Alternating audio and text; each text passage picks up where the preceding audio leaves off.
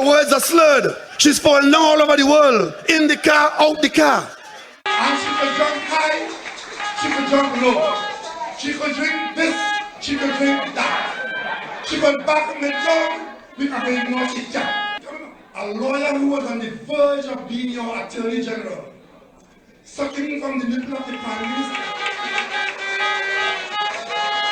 I will tell you, like she loved you, like she loved no other man. And because she knows that I love women, she thinks I love any woman. I have taste. And when I don't take on, she unfurls back. It licks to your waist, licks to your face, and licks all over your petty place. Nah, no man ain't taking up my bottom like that. I mean, there's some people who know they're getting on, you know. I was going to the Oval one evening, and I stopped as it was drizzling, and a radio station was on. And on that radio station, which wasn't my favorite, nah, no man ain't taking up my bottom like that. I mean, there's some people who know they're getting on, you know. I was going to the Oval one evening, and I stopped as it was drizzling, and a radio station was on. And on that radio station, which wasn't my favorite station, but it was on in the vehicle I was in, a most vulgar and outrageous radio program was on the airwaves called the Ground Report. You all remember that? In that report, it was the nastiest, dirty. As a matter of fact, what caught my attention was how filthy the program was on our airwaves. And I was asking myself, and it was all about me, and my father, and my mother, and this, and I had raped this, and I had done that, and the Ground Report. And it was being conducted by known felons on the government payroll. So, I said, but all this advice we're getting from people who should be talking to the police. But all this advice we're getting from people who should be talking to the police. Kamala Prasad Bisesa and the UNC go and put that bill where the monkey put the nuts. On the 8th of October, exactly 1 month after the government came into office, I appointed a standing committee on energy. And that committee, I took the chairmanship of as Prime Minister. And the committee included Mr. Malcolm Jones, a former executive chairman of Petrotrin, under whose stewardship that GTL plant came to grief. I noticed that a lot of media attention has been placed on the information about Malcolm Jones. And I'm sure there's somebody in this press corps that wants to talk about Malcolm Jones. And let me say this, right? There are two people in this country who has given the country human service in the energy area, which has put us where we are today in a lot of things that we take for granted. One of those persons is Professor Ken Julian, and the other is Malcolm Jones. These are pioneers. There was one project that went horribly bad. That is not an issue for debate. That is a very clear statement. So when Petrotrin went and tried to become involved in leading edge technology of converting gas to liquids for diesel, but it didn't go right for a variety of reasons. But accept that it was a business deal that went bad, and it was a deal that went bad in a company which the state owns, and a lot of money was lost. Correct me if I'm wrong. Is Mr. Malcolm Jones not involved in some advisory capacity on an energy committee of this administration? Malcolm Jones is a member of I think it's a 16-man committee. Why? Because the reason I asked Prime Minister, I don't mean any disrespect, but if I made a decision that cost my family business $1 billion, well, understand, they would run me from there. Wait, Malcolm Jones was part of a board of a management of a state enterprise. He was chairman. Yes, but you see, you are saying Malcolm Jones, we say the board of Petrotrin, we say Petrotrin. Mr. Jones' presence on that committee allows us to get a certain kind of information, a certain kind of insight that because he was Petrotrin chairman, because that was only one of Petrotrin's businesses. Petrotrin's a multi-billion-dollar enterprise that Mr. Jones managed for a long period of time. Or mismanaged, depending well, you could say that. 2008 was the year when our country earned the most money in the history of this country. Thank you, Madam Presiding Officer. Madam Presiding Officer, I beg to move that Standing Order 91-1 be used to suspend Standing Order 29-2 to allow for the Chief Secretary and Secretary of Finance, Trade and the Economy to present his statement in its entirety.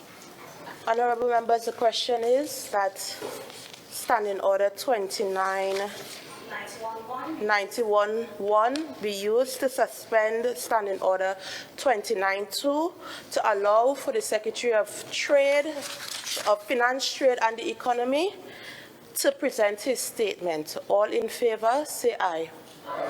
Any against? The ayes have it. Member for Palatine Lansome Wayside. And while I'm sure the country is listening, including the Prime Minister, who seemed anxious about this very sitting last night, and who is keen about minding Tobago's business, I am certain that by the time I am through, the world at large will also be listening.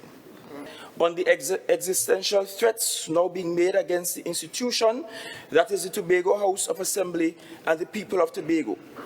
This sitting will also provide Tobagonians with the government of the island's strategy for treating with these threats.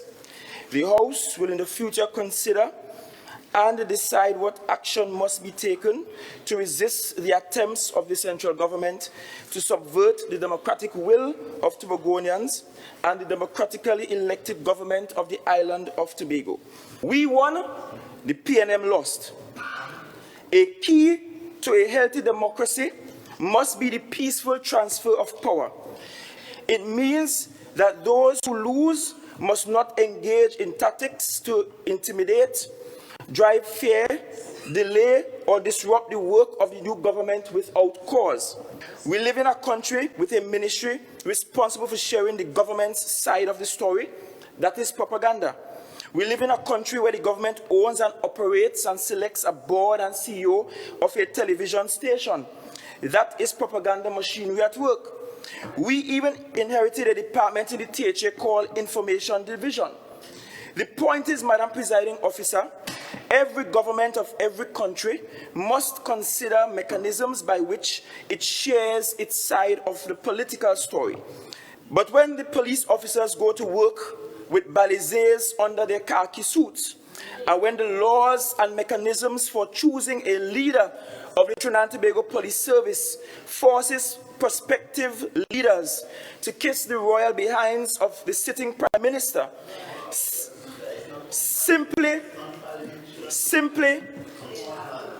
non-illegal concepts will get criminalized for the sole purpose of distressing those who have a different political point of view from those in power. Madam Presiding Officer, I have since given my attorneys instructions to write the Commissioner of Police, the Director of the Police Complaints Authority, the President of the Republic, the Director of the Public Prosecution, and any other agency responsible for carrying out justice in this country.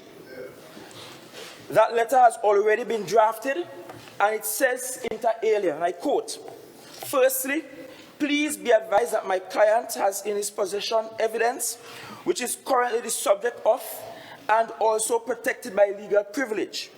That statement given to the police used in the procurement of these warrants were obtained through bribery, improper political influence, corruption, police misbehavior, or other forms of police misconduct."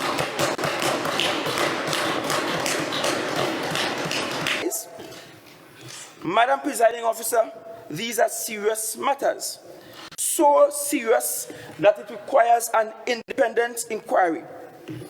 Will the phones and devices of Inspector Ali, the Prime Minister, the Commissioner of Police, Mr. Dennis, Mr. Abdullah, Mr. Chadban, and Warner be seized, and who will do the seizure? Given that this matter now implicates several high-ranking officials, I want to state that on behalf of this government, I will be writing several international agencies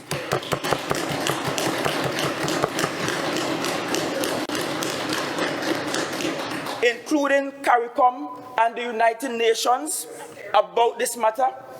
The Tobago House of Assembly for the first time will prepare a shadow report on human rights and have it submitted to the United Nations. This has been a remarkable 24 hours. The gentleman says, in case you all don't understand what I've done, I intend to write the UN and to write the NU and to write the ABC and to write the OES and to write. So he is not content to breach our laws. He is not content to misconduct himself in Tobago, in the assembly. He thinks that we are all stupid. So we will sit here and have him unfettered in his quest, in righteous indignation, to tell the world that the Trinidad and Tobago Police Service had the temerity to investigate him. Took him 3 weeks to come before the media and answer, or attempt to answer. That matter is still not answered. It is the investigation by the police which is a continuation of that matter. There's an ongoing investigation, but he's going to write the UN and write the OECS. He learned that from Kamala Prasad Bisesa. Who don't understand the implication of suborn testimony, go in the dictionary and look for the meaning of suborn. It's a Latin word. It has two parts. You know, there was a time when you go to school in Trinidad and Tobago, you used to learn Latin, right? And I did. Yeah?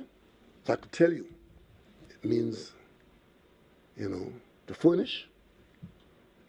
It means to get in secret. And you get it, you initiate it. And the man tell you, he taped the man without the man's knowledge. Even when the Romans had Latin as their language, they didn't think that suborn could have been so fitting to an action. Because they had no tapes in those days where you could tape the person, if that is true. But there are a lot of questions here that ought to arise and to be followed by the police in Trinidad and Tobago. Any person who believes that they are beyond the laws of Trinidad and Tobago, you do so at your peril. Yesterday in the assembly was a classic example of persons believing the nonsense that they were talking. I don't know what the evidence will, I don't know where it's going to end. This is an ongoing process right now. This is an ongoing matter in Trinidad and Tobago, and it is not only about me personally, it is a governance issue now. And of course, I have my advisors, and so does he. I don't know what his advisors told him to do, but he's done that, and I think that we got a problem. This has been a remarkable 24 hours.